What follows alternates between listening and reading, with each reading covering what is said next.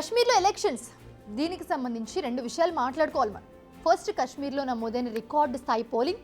Second, Kashmir elections పై Pakistan minister చేసిన hot comments. ఇప్పుడు మనం ఈ రెండింటిపైనే కాస్త డీప్గా డిస్కస్ చేద్దాం. First, Kashmir first stage elections. First ఫేజ్లో రికార్డు స్థాయిలో పోలింగ్ పర్సెంట్ నమోదైంది. కనీసం 50% కూడా పోలింగ్ పర్సంటేజ్ నమోదు కాదనుకున్నారంతా. బట్ 61.11% పోలింగ్ నమోదైంది అక్కడ. నిజానికి ఇది ఎవ్వరు కూడా ఊహించదు. ఎందుకంటే కశ్మీర్ అంటే కల్లోలం, ఉగ్రవాదులు, కాల్పులు ఇదే అనుకునేవారంతా. అందుకే అక్కడ ఎన్నికలంటే ఒక దడ. అక్కడ పోటీ చేయడమైనా, ఓటు వేయడమైనా, ఆఖరికి ఎలక్షన్ డ్యూటీలో పాల్గొనాలన్న ఒక రకమైన భయం ఉంటుంది అందరికీ. తుపాకీ నీడలో హై అలర్ట్కు మించి అలర్ట్గా ఉంటూ ఎన్నికలను నిర్వహించాల్సి వచ్చేది. కానీ పరిస్థితి ఇప్పుడు పూర్తిగా కాకపోయినా చాలా వరకు మారింది. కొన్ని ప్రాంతాల్లో గన్స్ గర్జిస్తున్నా ఎలాంటి అదురు బెదురు లేకుండా ఫస్ట్ ఫేజ్ ఎన్నికలు జరిగాయి. చూస్తూ ఉంటే గతంలో ఉన్న భయానక వాతావరణం అయితే ఇప్పుడు లేదు.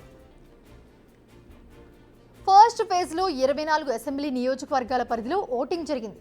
కశ్మీర్లో 10 ఏళ్ల తర్వాత ఎన్నికలు జరుగుతూ ఉన్నాయి. ఆర్టికల్ 370 తొలగించిన తర్వాత ఇవే ఫస్ట్ ఎన్నికలు. ఇష్టంతో వేస్తున్నారో కసితో వేస్తున్నారో తెలియదు, కానీ కొన్ని నియోజకవర్గాల్లో అయితే రికార్డు స్థాయిలో జరిగింది ఈ పోలింగ్.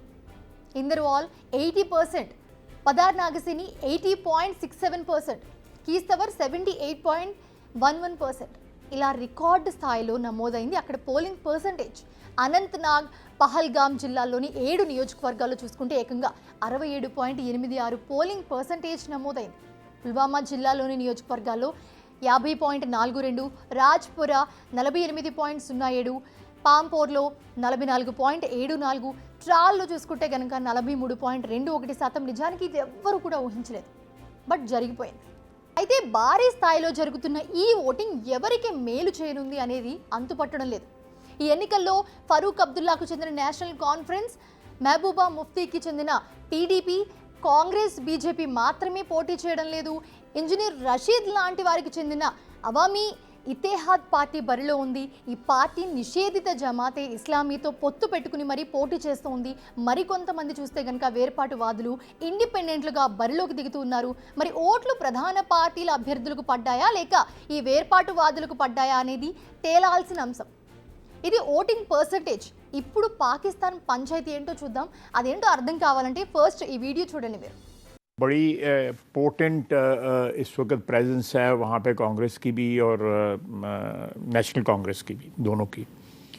और इस इशू के ऊपर जो है मेरा ख्याल है कि जितनी मोटिवेट हुई है वादी की पॉपुलेशन, स्पेशली वादी से बाहर भी, लेकिन जो वादी में जो हुई है, तो मेरा ख्याल है कि उनको बहुत चांस है कि ये जो कोलिशन है ये हुकूमत में आए. और जैसे कि उन्होंने प्रेस कॉन्फ्रेंस में कहा है, बल्कि ये एक इलेक्शन इशू बनाया हुआ उन्होंने कि स्टेटस जो है रिस्टोर होना चाहिए. तो स्टेटस अगर रिस्टोर हुआ तो काफ़ी हद तक जो एक हमारा भी बड़ा एहतजाज रहा है पिछले 4-5 साल में. गो के उन्होंने यही कहा था कि जुम्मे के दिन धूप में खड़े हो जाओ, और सरीना के बाद एक मीटर लगा दिया था. इसके अलावा कुछ भी नहीं किया था इमरान खान ने.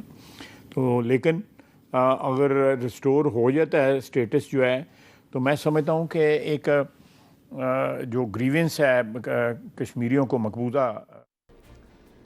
ఈ వీడియోలో మాట్లాడుతున్నది పాకిస్తాన్ రక్షణ శాఖ మంత్రి ఖవాజా ఆసిఫ్. ఆయన ఏమంటున్నారంటే షెహబాజ్ షరీఫ్ గవర్నమెంట్ అంటే ప్రస్తుతం పాక్లో అధికారంలో ఉన్న ప్రభుత్వం, కాంగ్రెస్, నేషనల్ కాన్ఫరెన్స్ ఈ మూడు ఒకే ఆలోచనతో ఉన్నాయి. అదేంటంటే ఆర్టికల్ 370ను తిరిగి ఇంప్లిమెంట్ చేయడం. ప్రస్తుతం కశ్మీర్లో నేషనల్ కాన్ఫరెన్స్, కాంగ్రెస్ కూటమి అధికారంలోకి వస్తుంది. అలా అధికారంలోకి రాగానే తిరిగి ఆర్టికల్ 370 అమల్లోకి వస్తుంది. పాకిస్తాన్ అదే కోరుకుంటుంది, కశ్మీర్ ప్రజలు కూడా అదే కోరుకుంటుంది. ఇది ఆయన చెప్తున్న మాటలు. ఇప్పుడు ఈ వ్యాఖ్యలు కొత్త దుమారాన్ని రేపాయి. నిజానికి ఆర్టికల్ 370కి సంబంధించి ఇప్పటికే నేషనల్ కాన్ఫరెన్స్ హామీ ఇచ్చింది, కానీ కాంగ్రెస్ మాత్రం చాలా సైలెంట్గా ఉంది. అనుకూలమని చెప్పలేదు, వ్యతిరేకమని కూడా చెప్పలేదు. కశ్మీర్ ఎన్నికల మేనిఫెస్టోలో కూడా దీనికి సంబంధించి ఏం చెప్పలేదు. ఇప్పుడు పాక్ మంత్రి వ్యాఖ్యలపై అన్ని పార్టీలు సైలెంట్గా ఉన్నాయి, ఒక్క పార్టీ తప్ప, అదే బీజేపీ. ఈ వ్యాఖ్యలను మరోసారి తమ అస్త్రంగా మలుచుకునేందుకు రెడీ అయిపోయింది బీజేపీ. ఓ ఉగ్రవాద దేశం కాంగ్రెస్, నేషనల్ కాన్ఫరెన్స్ను వెనకేసుకొస్తోంది. గురుపన్వంత్ సింగ్ పన్ను, రాహుల్ గాంధీ లాంటి వారు ఎప్పుడూ భారత్కు వ్యతిరేకంగా పనిచేస్తారంటూ కూడా ట్వీట్ చేసింది. ఇందులోని పన్నును ఎందుకు లాగారంటే పన్ను రీసెంట్గా రాహుల్పై ప్రశంసల వర్షం కురిపించారు. అందుకే అతని పేరును కూడా మెన్షన్ చేసింది బీజేపీ. అంతేకాదు మోదీని గద్దె దించేందుకు కాంగ్రెస్ అవసరమైతే పాకిస్తాన్తో కలిసి పనిచేస్తుందంటూ కూడా విమర్శల వర్షం కురిపిస్తోంది. సో మొత్తంగా చూసుకుంటే గనక కాశ్మీర్ ఎలక్షన్స్ మాత్రం చాలా హాట్గా జరుగుతున్నాయి. ఫస్ట్ ఫేజ్ ముగిసింది, మరో 2 ఫేజ్లు జరగాల్సి ఉంది. మరి ఈలోపు ఎన్ని చిత్రాలు చూడాల్సి వస్తుందో చూడాలి. ఏదేమైనా సరే ఈసారి ఎన్నికల ఫలితాలు మాత్రం ఎవరి అంచనాలకు అందకుండా ఉంటాయనేది మాత్రం కన్ఫర్మ్. బిగ్ టీవీ అవుట్లుక్ కథనాలు నచ్చితే వెంటనే బిగ్ టీవీ ఛానల్ ను సబ్స్క్రైబ్ చేయండి.